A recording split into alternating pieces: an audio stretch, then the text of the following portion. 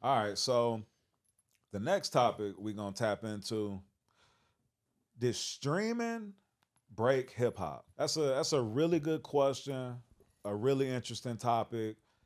Because ever since physical goods or the physical form of music has stopped being sold in the stores. This whole streaming evolution has taken the world by storm, and it's something that a lot of us still don't understand. The reason being because the powers that be make it that way, have kept it that way, and are gonna keep it that way for as long as they can. All of the streaming platforms, are connected to the major record labels. I think that as the labels started seeing the physical copies sales start to go down, then they knew that they had to make a quick transition, and the best way to do that would be to partner with these different streaming companies. And since artist contracts, from the age of physical didn't, have any, it didn't have any literature in it about digital downloads just because they didn't know what that was going to be. Digital downloads, streaming, all of that. When the labels connected closely to the labels, it made it a lot easier for them to sort of keep that information close knit, because the information wasn't already in the contracts for people to read to be able to see and say, hey, okay, like this isn't right, or wait a minute, this isn't. It was like they were able to make all of those deals behind closed doors and then come to the artists and basically tell them what the new deal was going to be, and still not even tell them in detail. And ignorance is bliss. So for a lot of artists and for a lot of teams, especially during the time of the transition when it didn't fully cross over until into being full streams and downloads, a lot of people didn't care to even understand like what this new standardized way of making money in the music industry was going to be. Also, you know ever since the music industry started, especially in hip hop, most artists, even in the early contracts, were never making money off of the CD sales. So when they were making like $1 or $2 off of their albums, a lot of these artists weren't even seeing that money because a majority of them were getting signed and getting advances. And when you get an advance from a label, you're just getting a loan. And so you have to pay that loan back. And so they would look at it, they would look at it like, okay, I'm getting this money so that I can get my kit, get my family together, get a couple of things together in my life, and upgrade from, a lot of these artists come from humble beginnings. So a lot of them don't have savings, don't understand money, don't come from families that have money. So there aren't any trust funds or anything like that. So for a lot of them, that money that they got from these labels, first time that they ever even saw money. So they saw this as an opportunity to upgrade their lives and didn't look at it as a way to invest in their careers or also even put money in places, like stocks or like in real estate and things like that, things that will appreciate and actually make money for them. So a lot of artists, they didn't even look at the advances, in a way to be able to upgrade their lives like in the future. They just saw it as money right here. This is what I got, and I can upgrade myself right now. And for a lot of cats, it was more like, copping materialistic things, whether it was chains, cars, designer clothing, stuff like that. So again, ignorance being bliss and them not seeing money from record sales anyway, a lot of people just didn't even care because they were making money off of tours and off of merch and things like that. I'm talking about before the 360 deals came into play when artists were pretty much making all of their money themselves off of their merch and everything too. Even though the labels, a lot of times when they sign their deals, the labels did own their likeness. I believe at the time, the labels didn't even see how much money was being made or could have been made off of merch. So on that side of the game, the labels may have been ignorant to, that money that was coming in. So artists, could make their own money. Now we've fallen into, a point where most of the labels, were signing artists to 360 deals. So then they had to basically share their physical download or streaming revenue. And I'm talking about a point where physical was still in play, but was starting to go on a decline. But the 360, also the label would get paid for the merch and would get paid for the tours. And so at that point, that was more when artists and management teams and the attorneys really started paying more attention to these contracts, getting more of an understanding from it. And then starting to see that, okay, from these streams, from these downloads, these 199 downloads or, these streaming platforms, now you're making a fraction of a penny. From that, then they started paying more attention and, seeing where the money was going or not going. That started making people just pay more attention and really start seeing, what was going on. Now, there were artists early on. I think, Prince, Madonna, Snoop, David Banner. These were all artists that were totally against streaming in the beginning and were standing up, and trying to fight for the rights of the artists, get them to make more money, off of these streams. Some of them were hushed. Prince, it was so interesting how he passed away from pneumonia the way that he did. As a conspiracy theorist, I definitely, have a lot of things that I think about that situation. But there definitely were artists that were trying to put the rest of the music industry up on game about how they were getting paid. But again, with ignorance being bliss, other artists didn't stand up as well, for their own rights, and were just happy just to be in the door, happy to still be getting advances, happy to, still be pushed by these major labels, which work as a bank, have all of the connections.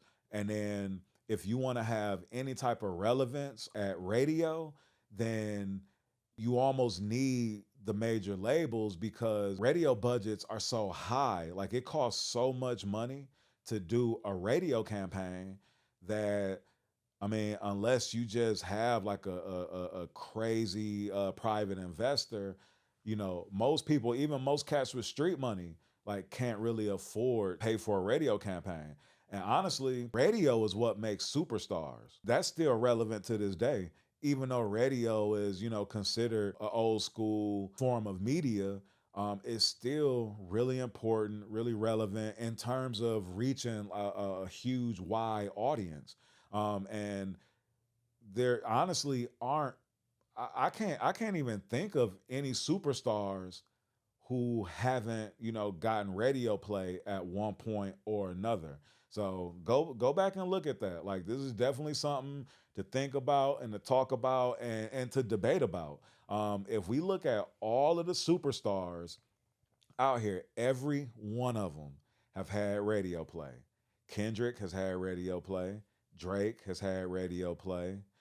Nicki Minaj has had radio play. Cardi B, radio play.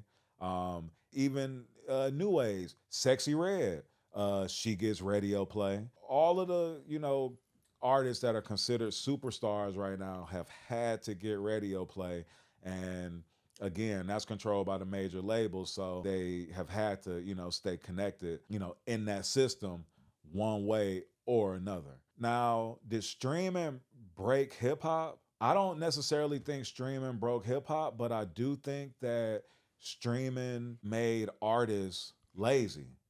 I think that streaming made it to where, streaming and social media, I guess, because, it made it to where you could release a song so fast that artists don't even care about the quality of some of these songs because you could put it out so fast. Like I feel like if you recorded a song and if you had to get artwork printed up And then you had to get like thousands of, pieces of artwork printed up. You had to get thousands of CDs printed up, thousands of flyers printed up. I feel like if artists had to do that, then they would be a little more selective on the music that they're putting out, just because you're having to invest so much in what you're doing.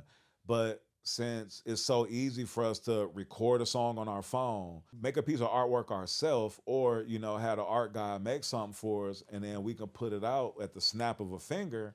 I think that has made music not, hip hop music not as strong of a genre as it once was, because a lot of the music is just microwave music. It's something that over this quick span of time can blow up and then can decline really fast. But while you got this pocket of heat, while you got this hot pocket, I'm getting hungry. While you got this certain pocket, then you got to just take advantage of it, get all the money you can get all the tours you can get all the sponsorships you can get and everything. And I feel like that is what has, made the quality of the music decline, and not necessarily, I guess I am saying that streaming has broken hip hop to a certain degree, because it's almost made it microwave music. Like, let's get something out fast and put it to the masses. So what I feel like is that, again, artist development, you're gonna always hear me talking about artist development, because I feel like the certain artists that do really care about the art form are the ones that are winning, and are the ones that are having longer careers than just a one or two hit wonder. So these artists got to care about the music, they got to care about the form. I feel like more artists need to write, and the reason being is because we need more storytelling. And I know that some of these artists can freestyle their stories, but a good story is going to be told by being written, whether it's a film or in music. And so I really feel like artists need to get back into writing their music, need to really like take the art form serious, from that regard. And I think that they'll see more success. I think that they'll, get more streams, get more shows, get more sponsorships, things like that, and be able to, raise their career. But then also, it's super important for artists to build their brands. Brand building is the most important thing with this. And so it's not just about one song. It's not just about that, time period of a song being hot, but it's about building your brand, building a strong brand, so that you can also get sponsorships, so that your merch can sell, so that you can get concert tickets being sold and things like that. And that's what's going to keep hip hop going. And that's what's going to keep the culture relevant and make it stronger than ever. And that's real spit. And Spitty, I know we got to move on, but one quick question. Yeah. With everything going digitally and going to streaming, do you also think that has hurt the consumer? And one reason I asked it, or how we'll correlate that, is think about these tours or these albums that drop nowadays, Mhm. right? If you're not on social media or tapped into the artist, you won't know. I know back in our day, Ticketmaster commercials would come on the radio and TV to let you know. Well, now radio is syndicated. You may be in Memphis and your radio show is coming from New York, so you're not Yeah. getting local commercials. So do you think that has also hurt the consumer be able to keep up with the artist, which in turn is hurting the artist? I think so, because we see like these stats that come out where it says that, X amount of, songs are coming out per year, and a lot of them have zero streams on them. I think for the fans, for the consumers, there's so much music that's coming out on a regular basis that it's definitely hard for them to keep up. I mean, when you've got like so much music to consume, and like, you don't even have time to even listen to a project, because a new project is coming out, or another one of your favorite artists, is coming out. So it's really hard, for these fans to consume the music. I mean, look, I'll use an example, Don Tripp. He's one of my favorite artists, and this isn't a knock to him at all. But over the past 2 years, he's put out what, 24 albums in 24 months. And I know on one end, that's been doing really well for him because he has a fan base that's built in that is anticipating this new project and wants to listen to the music. I'm sure that every month when he's dropping something, he's making a good amount of money, off of these streams, and it's, doing well for him. But then at the same time, a real fan like wants to be able to digest the music.